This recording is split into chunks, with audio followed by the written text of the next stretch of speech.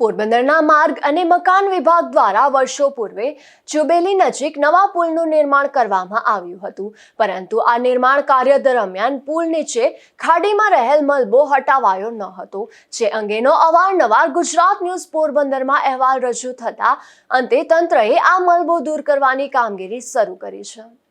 પોરબંદરના બોખીરા સહિત વિસ્તાર તેમજ બરડા પંથકને જોડતો જુબેલી નજીક ખાડી પર રહેલા વર્ષો જૂનો પુલ જર્જરિત બની જતા પોરબંદરના માર્ગ અને મકાન વિભાગ દ્વારા વર્ષો પૂર્વે નવા પુલનું નિર્માણ કરવામાં આવ્યું હતું. આ પુલનું નિર્માણ કાર્ય પૂર્ણ થતા પુલ પર વાહન વ્યવહાર પણ ચાલુ કરી દેવામાં આવ્યો હતો,